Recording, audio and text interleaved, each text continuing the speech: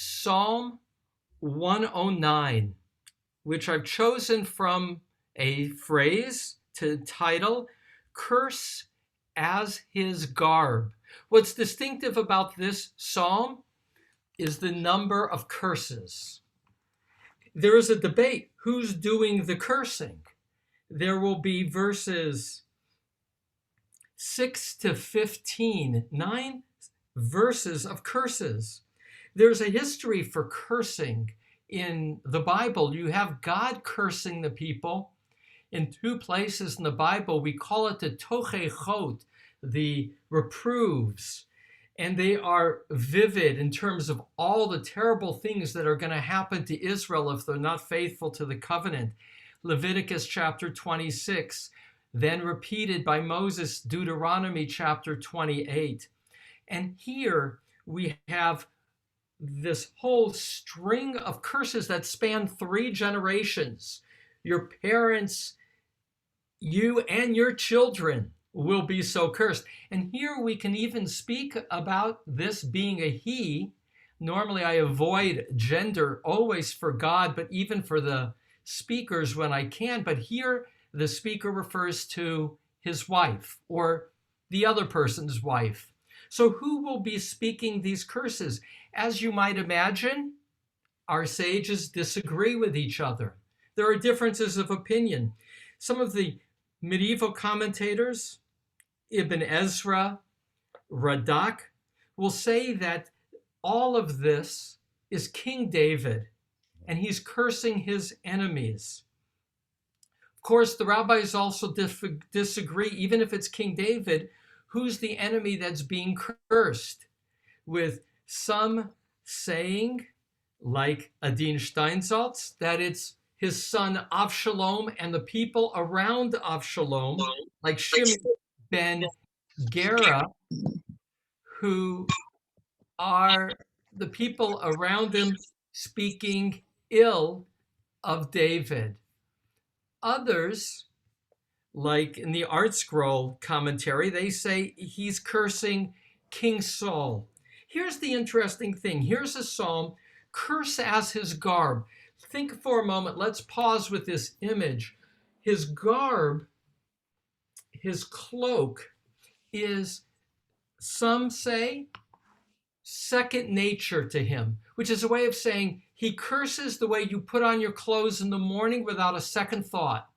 The other way is to say, just like our clothes are our outer appearance, so curses is what you see coming when you see this person.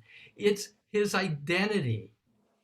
So again, there will be those who say that this is King David cursing his enemies, and then there'll be those who say that instead this is enemies cursing King David, and this is simply repeating those curses that are against not necessarily King David, but the psalmist, that then is being asked to boomerang back on them. And that position is also widely espoused. Commentators like Malbim, Steinsaltz, Benjamin Siegel, Robert Alter, Samson Raphael Hirsch, those are more the contemporaries, somewhat contemporary. Here's one thing to note, in a moment I'll read, and that is the psalm has 4 parts. Part 1, verses 1 to 5, is the opening about love and hate, and there will be a line in Hebrew, Va'ani tefillah, and I am prayer, that I will look to explicate. Then, second part, and the first part, 1 to 5, is about them, those enemies. It's in the plural.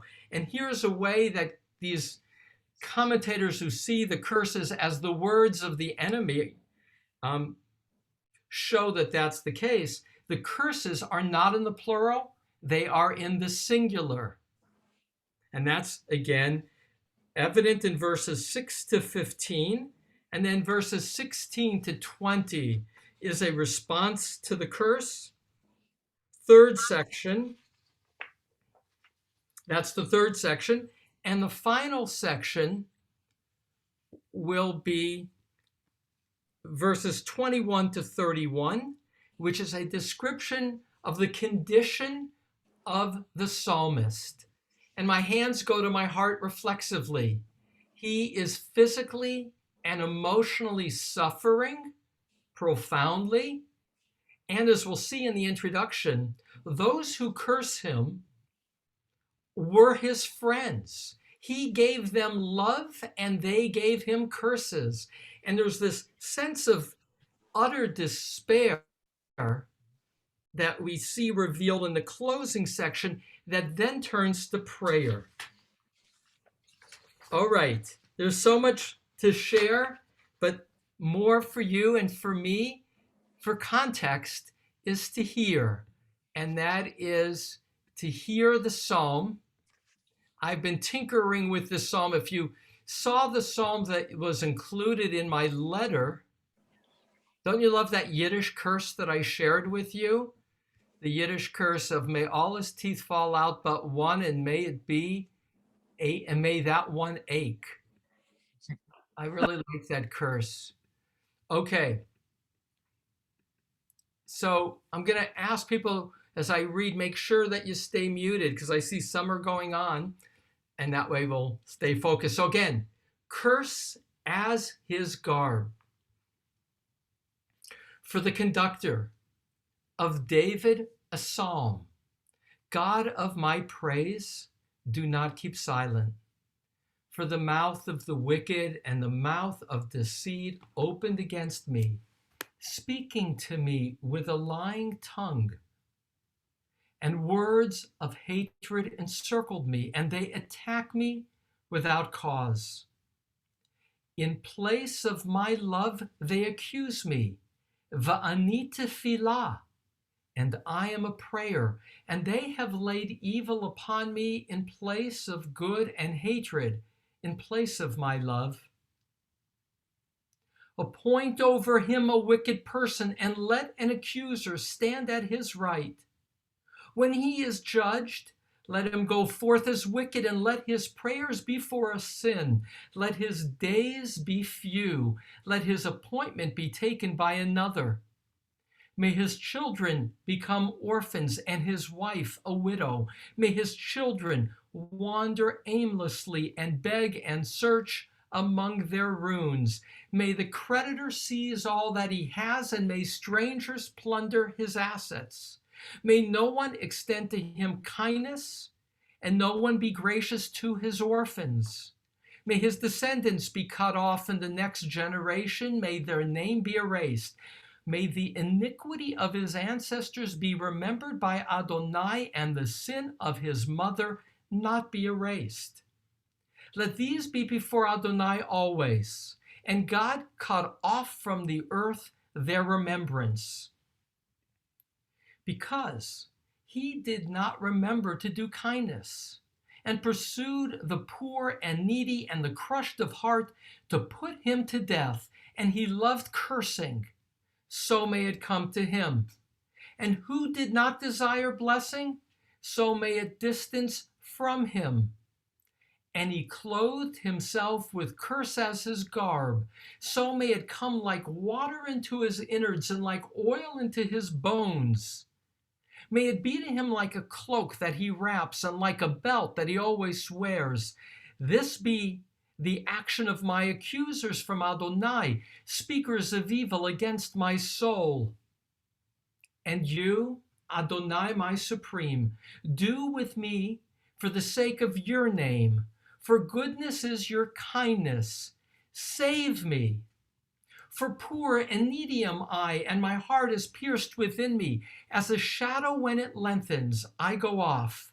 I am shaken away like a locust. My knees falter from fasting, and my flesh is stripped of fat. And as for me, I am a scorn for them. When they see me, they shake their heads. Help me, Adonai, my God. Deliver me as is your kindness, that they may know that this is your hand, that you, Adonai, have done it. They, let them curse, and you, may you bless. They will arise and be ashamed, and your servant will rejoice. Let my accusers don disgrace, and let them wrap as a cloak their shame. I will give thanks to Adonai abundantly with my mouth, and among the many I will praise God, for God stands at the right of the needy to deliver from those who would judge his soul. You can feel, I feel, when I read this psalm, pain. And yet, here is the nature of this as a religious poem. The psalmist is not seeking or taking action himself, despite that pain, despite feeling cursed by those who were his friends. Rather, he turns to God in prayer, whether and for God to curse those whose curses were put on him, that those curses would be on them. Midah keneged midah, the rabbis say, measure for measure. What they sought to do to me, God, let those very words be upon them. Or he prays to God for perspective, strength, the ability to overcome his struggle. But what is remarkable is that rather than seeking vengeance as such, or taking violence as a response, he finds prayer, this image, I am a prayer in verse 4, as his reaction. Now, it's a troubling kind of psalm, because what is singular about the psalm is the nature of these curses that not only are strong, vindictive-like, but they're against his children, his wife, his parents. There's 4 different ways, at least, that it's dealt with. 3. One is there are those who say, well, there's a place to curse. Some would see this, by the way, as Israel's enemies in general and a national response to those who have abused Israel. And it's only natural, or King David for that matter, who's often endangered for his very life, to express your rage against those who unfairly slander you. And to do it with, again, the constraint that it's in the form of a prayer to God. It's not seeking to destroy them physically, it's asking for God to be the one to judge. Interestingly, in the Christian tradition, this is also a very important psalm because of verse 8 in particular. Let his days be few, let his appointment be taken by another, is quoted Acts chapter 1, verses 16 to 20 by Peter, using verse 8 against Judas Iscariot. In the Christian tradition, this is often called the Judas poem or the Iscariot poem.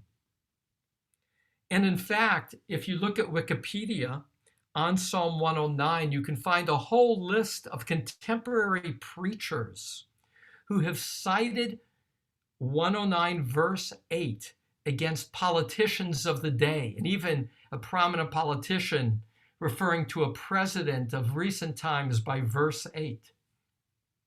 John Calvin, the important Protestant thinker, said that this is a psalm that Jesus spoke against his plotters.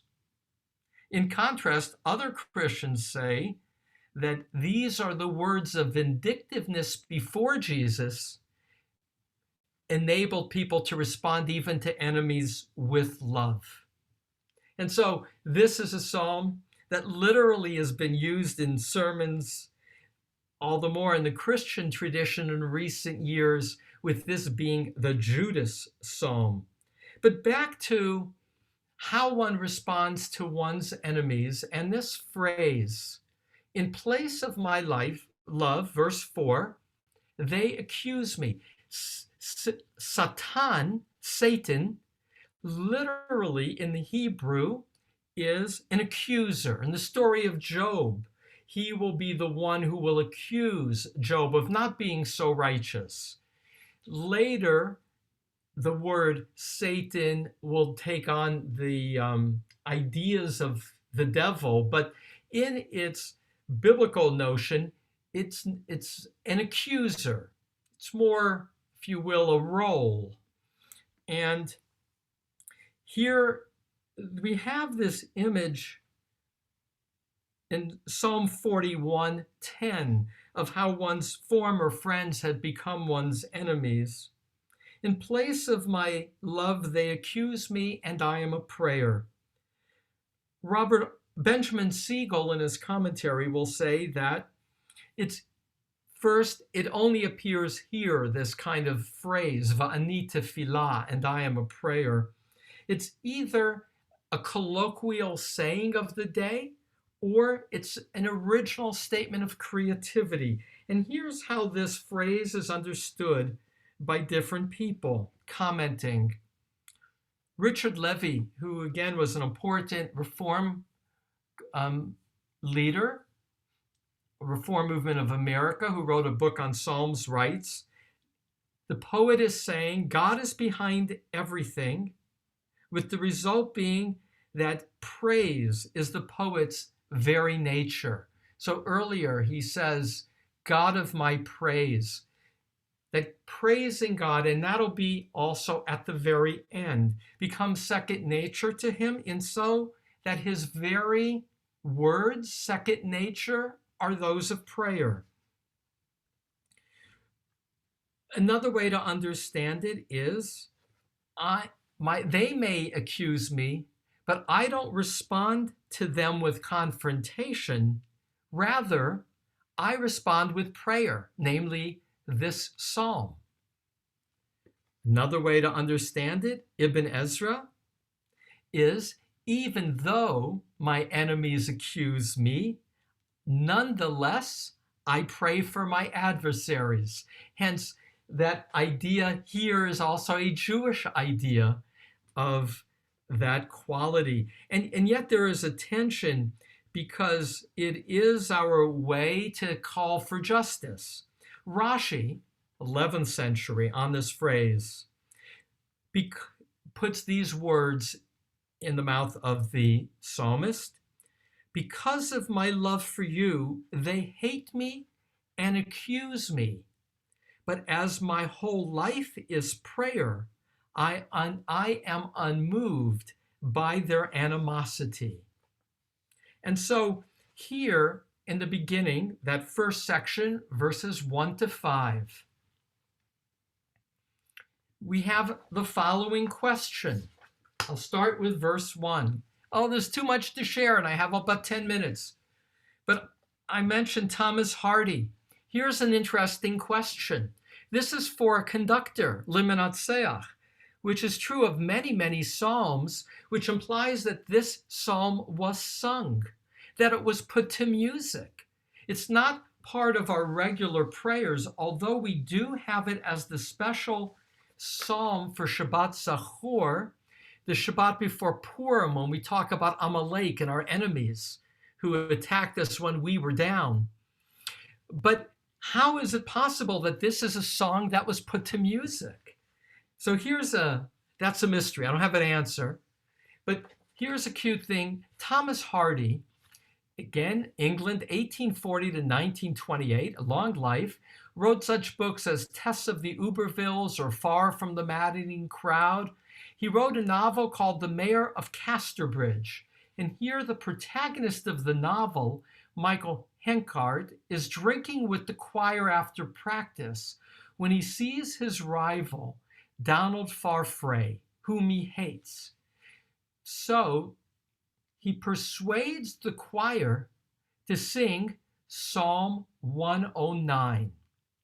The choir master remarks of this psalm, that quote, this again is in the novel, It wasn't made for singing. We chose it once when the gypsies stole the parson's mare, thinking to please him. But parson were quite upset. Whatever servant David were thinking about when he made a psalm that nobody can sing without disgracing himself, I can't fathom. And so that's just a cute literary reference to the challenge of thinking about this as a choir piece. But again, focusing on the first word, lemenatseach. So it seems to have been presented. All right, because of shortage of time, the opening verse 2 repetition is the word mouth, fi ufi, the mouth of the wicked and the mouth of deceit. That will get repeated in the closing. That's, we're used to looking for the brackets. It's verse 30, and 30 and 31 go together.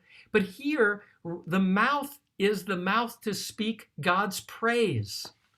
A mouth can be used for curses. It can be used for praise of the divine.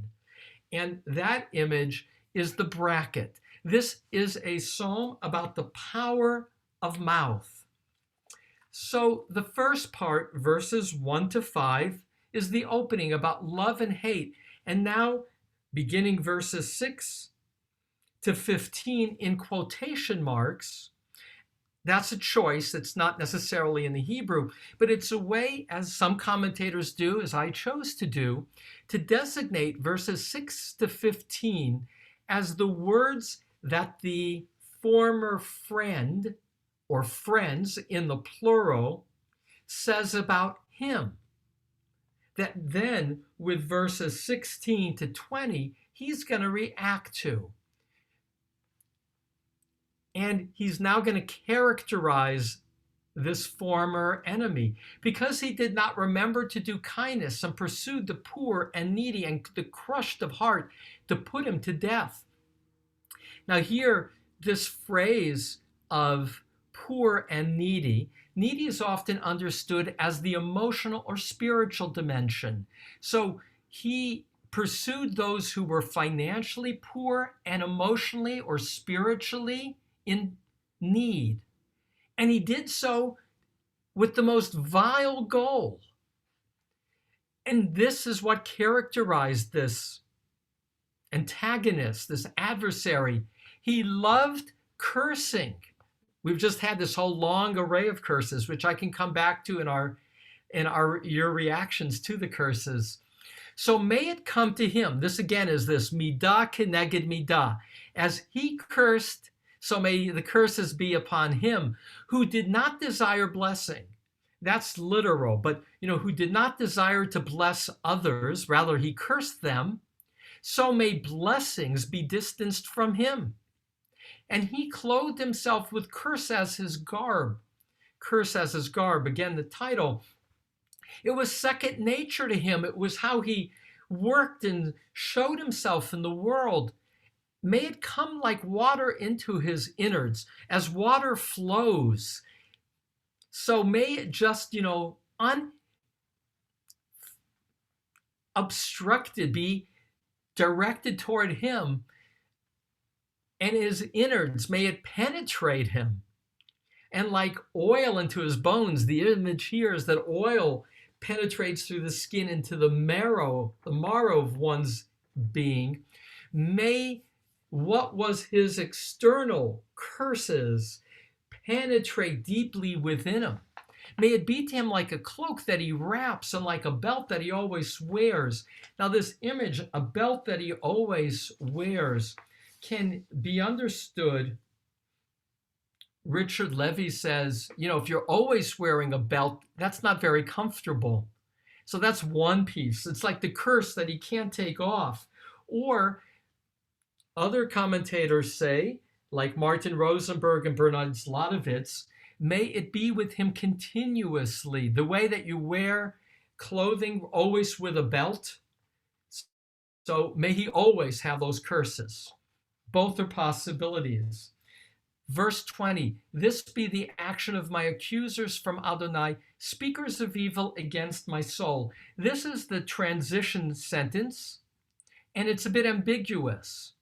I'll share with you that Adin Steinsaltz, that great translator and commentator, he says, now look at verse 21, and then I'll come back to it. And you, Adonai, my supreme, do with me for the sake of your name, for good is your kindness, save me. So 20 and 21 go together, though you will see here in verse 20, you get the same words, the sotnai, that you had at the beginning of 6. So all the curses begin with the word satan, let an accuser stand at his right. And here you get in verse 20, sotnai again. So 6 to 20 is a unit, right? We're always looking for those inclusios. And so back to verse 20 and 21, starting with verse 21, there's a humility. Adonai, it's not that I am so good or meritorious that I trust you to be my helper. I trust you because I know you're kind. It's because of you and your kindness that I trust. And so verse 20 is understood in two opposite ways. Adin Steinsaltz will say, God, you're the one who enabled this punishment on me. So this be the action of my accusers from Adonai. Although you did this to me, nonetheless, verse 21, reconsider and be kind. Or Robert Alter will say, this be the action of my accusers from Adonai, meaning keep it in mind, speakers of evil against my soul. Adonai, keep in mind their action. Bring penalties on my foes. So the ambiguity in verse 20, and as we've seen with ambiguities in Psalms, both can be simultaneously true. And now for that closing section. Oh, the pain of this closing section. The key word here, that is the inclusio, is two different words but the same meaning. Verse 21, Hatzileni, the last word, save me, and the last word, Lahoshia, deliver me from those who would judge me wrongly. So this last section is a prayer, a supplication that ends in thanksgiving. And you, Adonai, my supreme, do with me for the sake of your name, for goodness is your kindness, save me. For poor and needy am I, and my heart is pierced within me. Again, this intense emotional pain, his heart is pierced. That's a description of how he is feeling. As a shadow when it lengthens. When does a shadow lengthen? At the end of the day. Meaning it's as if my life is drawing to a close. I go off. I am shaken away like a locust. That image, shaken away like a locust, can be understood being the way you would brush off, a grasshopper that gets on you. That's one image. I am like a nuisance. I am insubstantial. Or Adin Steinsaltz, it's I am blown away like a locust, meaning the wind blows me away.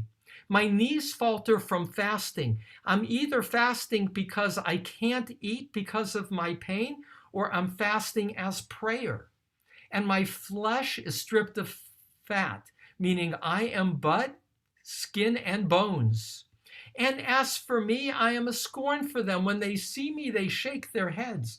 So again, everybody looks at me and they see me and they just mock me. And now, 26. Help me, Adonai, my God. Deliver me as your kindness. So that's in the middle of this section. We saw that it's repeating verse 21, and it'll be again at the end. That they may know that this is your hand, that you, Adonai, have done it. Let this be a miracle so that no one will doubt your power. They, and again, there's a really nice balance here. Yikalu hema.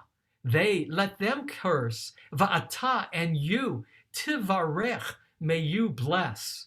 They will arise and be ashamed. Why will they arise and be ashamed? Because they will have failed. They will be the ones experiencing the curses.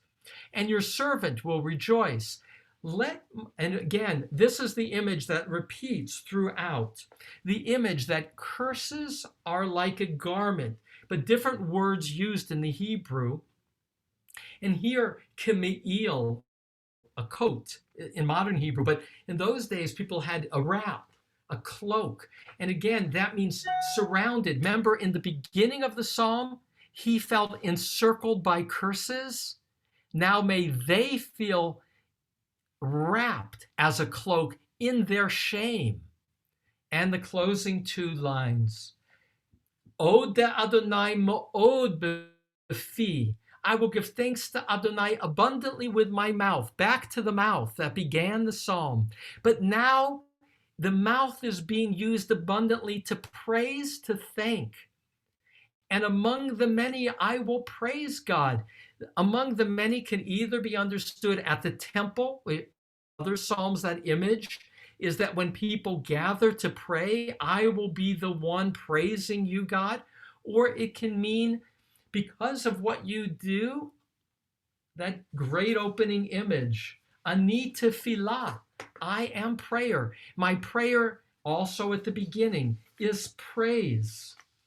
Elohe tehilati, God of my praise. And why? Here's the thanksgiving. For God stands at the right of the needy. Needy, that's me, the one who was emotionally evyon, impoverished.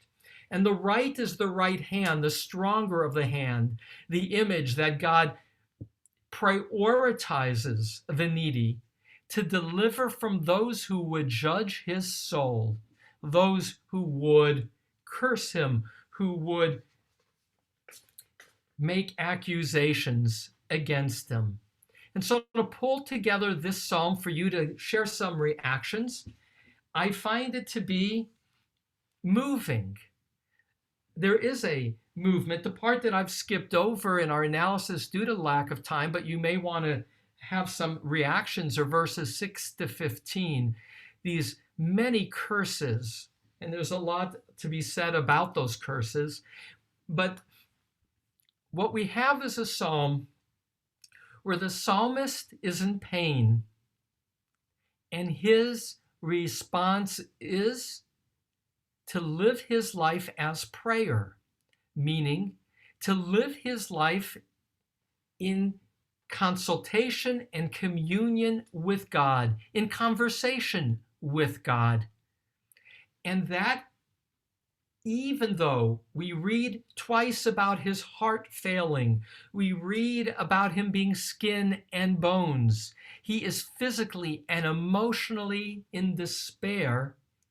Nonetheless, this is a poem that says, Mi kamo el, who is like God, who is a God of kindness, that in my moment of weakness I can find strength, knowing that God will place me under God's right hand and uplift me, strengthen me, give me what to express gratitude for, despite the betrayal of friends. And that is my strength, the psalmist is saying, that even in place of love, they have accused me, but I can turn to the source of love and find that I can yet live and more, use my voice and use my being to praise, to be a prayer of God. With that, it's a longer psalm. I will say going forward, our psalms get shorter for a while, and then Psalm 119 will be the longest psalm in the Psaltery, but it'll get next week with shorter psalms. This is a longer psalm. It took me a long time, and I've been tweaking. If you look at the first translation that you got, which I finished yesterday morning, I've continued to prepare, and you'll perhaps see how much has changed in understanding this psalm through continued turning the words over and continuing to study. With that, questions or comments about Psalm 109, curse as his garb? Alex, go ahead. couple things. I found particularly horrific the curse in paragraph 6.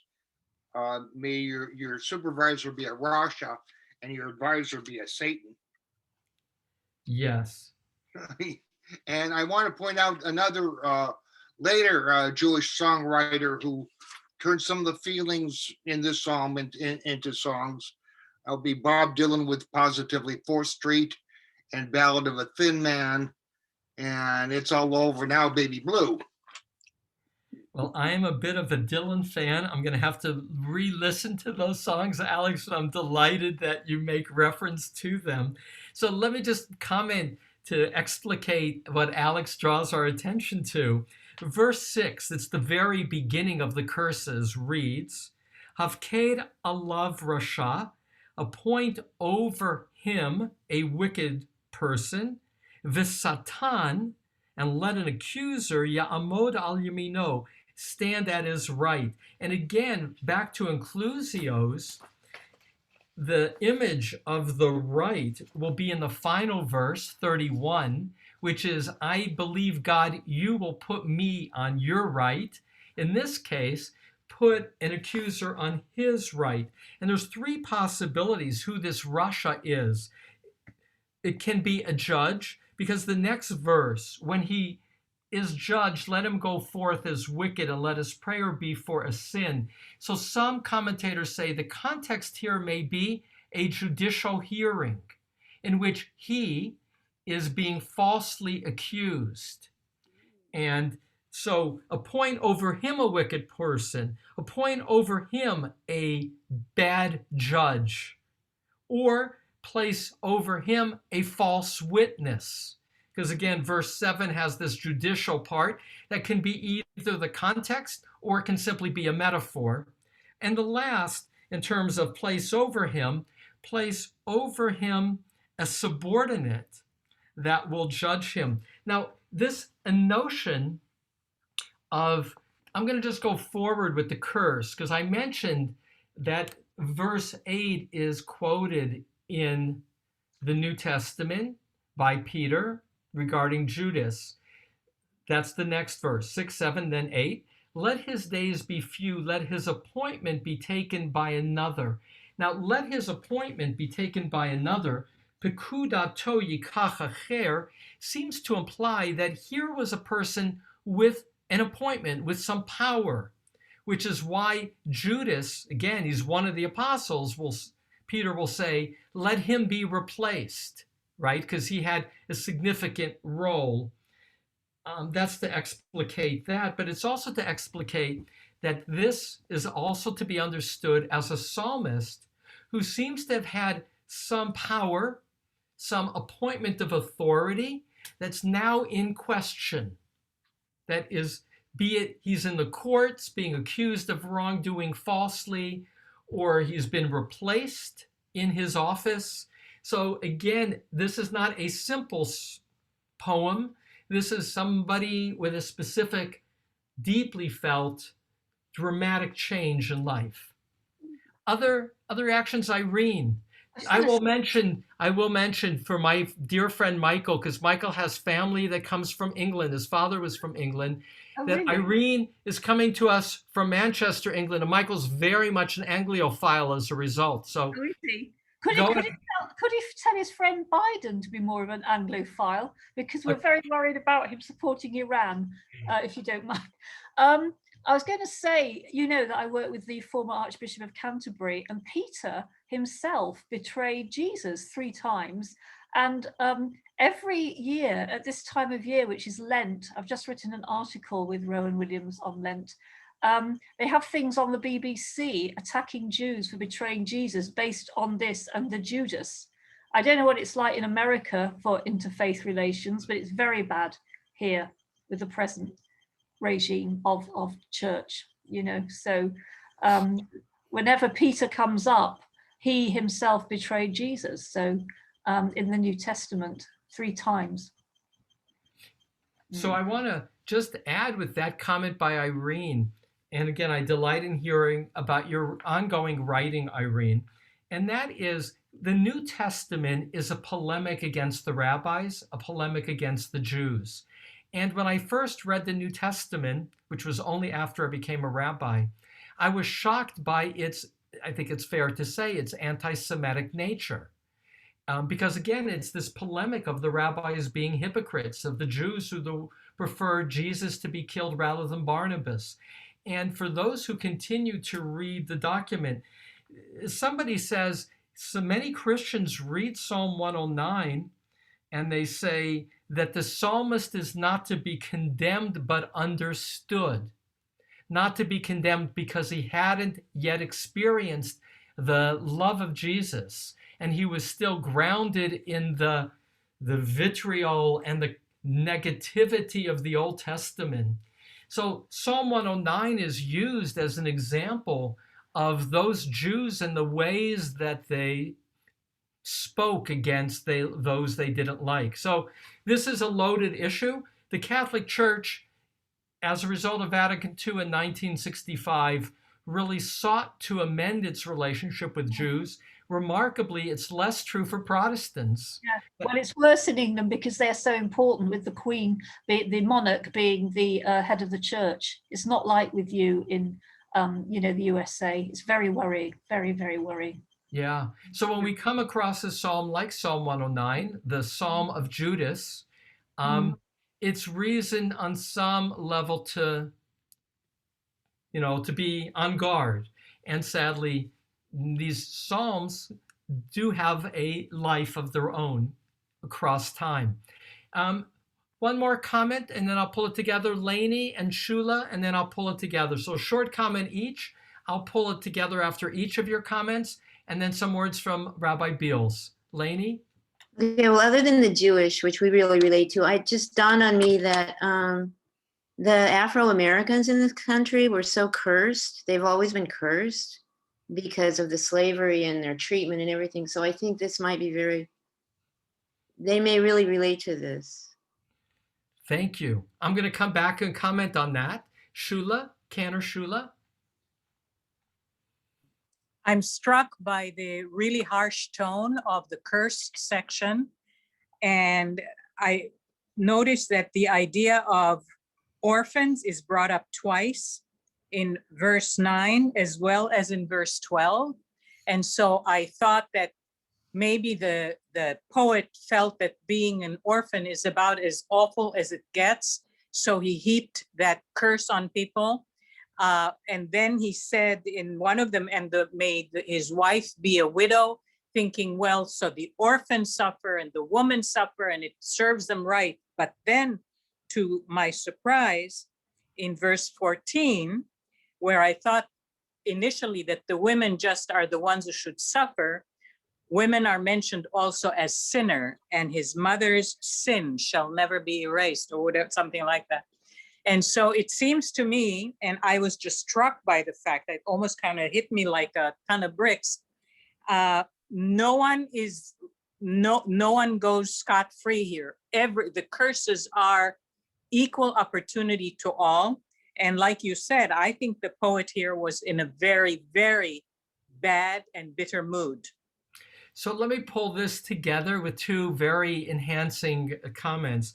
I'll start with Shula first and then end with Lainey's. And that is, as Shula says, what's striking in these curses and bothersome, to many a reader, is it's not just the person who may be that he's cursing, that had cursed him, but his whole family, including his parents. And that's unusual. And Shula also implies here, in terms of pointing to the sin of his mother not be erased, maybe they too had been sinning and part of that cabal, not just that individual, but more in the ancient world and in our world. A parent would do, a healthy parent, anything for his or her child, would risk his or her life for his child. Nothing is more precious than one's family. And therefore the curse is, may your family suffer because of you. And that just, emotionally, the margin, the extreme of, may this be the worst that could ever happen to you. And as you note, Lainey, this is a psalm that has resonated for Jews, the first to start. For Jews in medieval times, this psalm is read as a psalm of exile also.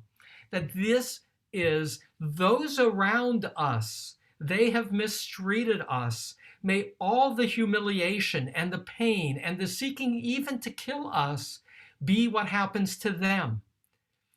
And so any people who has suffered, that is only natural and liberating and cathartic to say, look at it. This is how you have treated me. Own it. And this Psalm 109 is powerful for any people to say to those who have oppressed, this is what you have said. This is how it has damaged me. God, turn it around. Don't let them get their word as the final word. Let it ultimately be words of praise with which we speak of you. And so this is a powerful psalm of a people that has suffered, the Jewish people, and that's why Psalm 109 is read on Shabbat Zachor. It's also for African Americans who so often, even more than other Protestants, have relied on what they would call Old Testament, could see Psalm 109 as powerful expression. With that, I turn to my friend Rabbi Beals. Rabbi Beals, Mi Kamo El. This is a psalm of who is like God in a world that is broken. You are a God ultimately of kindness and power to effect change. What would you want to say and share before Kaddish with being our honoree this morning? Thank you. I'm honored. First of all, can you hear me before I say Yeah. anything? Yes, we can, Michael. Okay, I'm using both a phone so that I'm not too loud and the computer, and I'm really famished. Okay, so much to say, so little time to say it. And first of all, thank you for opening up my eyes to this psalm. I'll take two things that I learned from University of Judaism that might be useful to the study. One was from David Wolpe, wonderful midrash teacher when I was there, not the Ganzamacher that he is today, the chief of the library. And he said he always thought it was a pity that in modern Haggadot, cast your wrath upon those that don't know you, which when we open the door for Elijah, that a lot of the modern Haggadot drop that because it's kind of embarrassing, especially if you have non-Jews at the Seder. And he said it's a chaval that we drop that because there's this real suffering that our ancestors went through. And after having 4 glasses of wine, they can actually spit it out. We open up the door twice during the Seder. Once we're very nice that all who are hungry come and eat. That's us. The beginning, we're very politically correct. We not all shickered, but after 4 glasses of wine, wine can make people a nice drunk or an angry drunk. So I guess the cast out your wrath. I just thought about what Rabbi Wolpe said and this Psalm 109, if it's a reflection upon our suffering, that it's not really fair to sweep it under the carpet because they've suffered and they should be able to give vent and language to it. So that was one. Two, I also remember from my UJ first years as a rabbinical student, before I had the pleasure of having you as a teacher because you were still in process yourself. No, you weren't actually. You were as a young rabbi, but even more wise now. But I remember my teacher saying, who's writing this? Hang on, sorry. Who's writing this?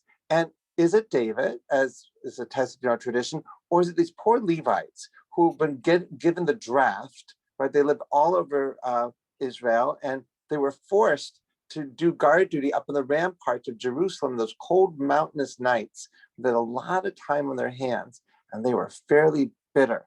And so we get some of their bile because they're really cold and angry as the Kohanim are down in the bowels of the temple staying warm. So I just wonder who that is. If it's King David himself, which is possible, rabbis, but it's a very young rabbi, which makes me even younger to the comment from reactions. Okay, so moving right along, if it's in fact King David, the garment information was very interesting to me because, of course, King David, I mentioned in the chat, tore Saul's garment whilst being chased down by him in a cave as Saul was sleeping.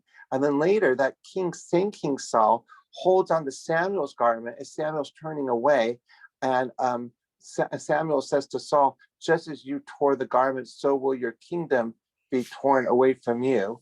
And the final thing about garments, since we started there, two things. One is my Zadie in the Whitechapel area of London started his life as a Schneider, as a tailor as well. And he was always very strong about, it's important that you dress well for what you're doing, which is why I'm a little embarrassed today that I didn't dress properly for this class, but I'm still on the wrong time zone. But this week's Torah portion, just to bring it home, is Ve'akel Pekudei, and we get into the garment of the Kohanim one more time. And as my Zadie used to say, clothing makes the man. And clothing is so terribly important here in the Psalm. Two last thoughts, one superficial perhaps, and one deeper. Superficial, I was listening to what Cantor Shula said, so lovely to see you. She used the word scot-free, and I was worried about Irene Lancaster's feelings at that moment, because we use phrases so without thinking what the derivation, obviously when it says Jew down, we get really upset, but scot-free belongs to that other phrase, like we don't use handicapped anymore because that was hand and cap, somebody who has a physical ailment and who is a schnara. And scot-free is part of a prejudice that Scots people are very tight with their money to get away scot-free. So I thought, as a British person, Irene Lancaster, I wanted to just let you know we heard it, we're sorry. In terms of that Iran remark, I'll just say this. President Biden, who I've known for a long time as our US Senator and friend, has always been about Hine Matovu Manayim, 133, I just forgot which one. But behold how beautiful it is when brothers and sisters sit together in peace. And I think that rather than be worried that he's trying to do rapprochement with Iran, he's always been like this. He's always been the Delaware way, which is trying to find a compromise between left and right to move forward together. So I mean, do not be worried. Do not fear. President Biden, if he can, go ahead and create some sort of communication. He would like to make peace so that Israel will be safe. He's the best friend that Israel's had in a long time. I know about the embassy, it was beautiful. I know about the Abraham Accords, beautiful. But to be 36 years and the Congress passing billions of dollars to keep Israel safe, it's a very long track record. So don't you worry, Irene. Finally, Psalm 30 is my favorite. The verse 30 is my favorite because it's about gratitude.